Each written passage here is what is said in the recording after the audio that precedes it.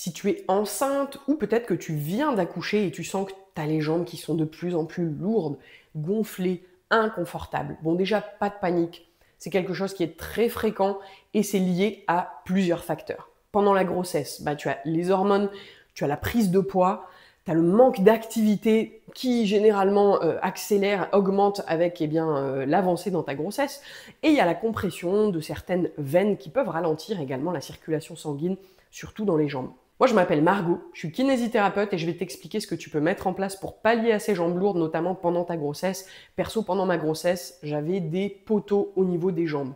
Donc en tant que kiné, ce que je vais pouvoir te recommander, il y a plusieurs solutions naturelles qui peuvent s'offrir à toi. Notamment adopter les bonnes positions.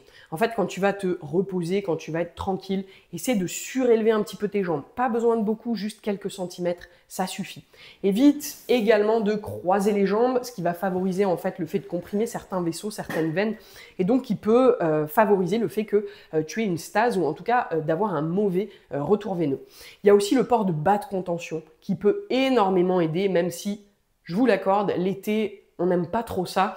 Mais la contention, par son mot, on comprend, contention, ça va permettre d'éviter que les jambes ne gonflent parce qu'il y a quelque chose qui contient, d'accord?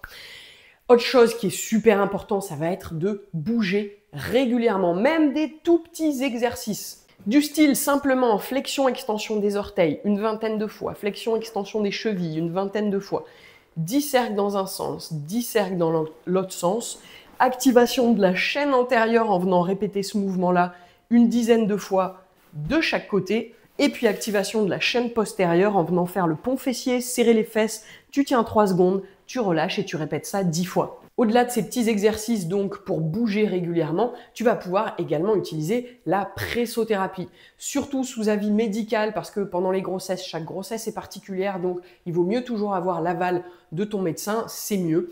La presso en fait, ça va pouvoir apporter du confort de manière immédiate parce qu'en fait ça permet de drainer, ça permet de vidanger tes jambes et tous les liquides qui pourraient stagner dans tes jambes. Donc une séance de presso, ça va ressembler à ça. Là je te montre les bottes de chez Fitem en action. Le gros avantage, c'est grâce au boîtier, tu vas pouvoir régler ta séance pour qu'elle soit le plus adaptée à toi, avec la durée de ta séance, la pression que tu vas avoir dans les manchons successifs, les zones sur lesquelles tu vas vouloir vraiment mettre ton focus, et puis le programme pour que ce soit le plus adapté à toi possible. Donc n'attends pas d'avoir trop mal, d'avoir les jambes trop gonflées pour agir. Les gestes simples que je viens de te montrer vont vraiment améliorer ton confort au quotidien tout en respectant ton corps de jeune maman ou de future maman.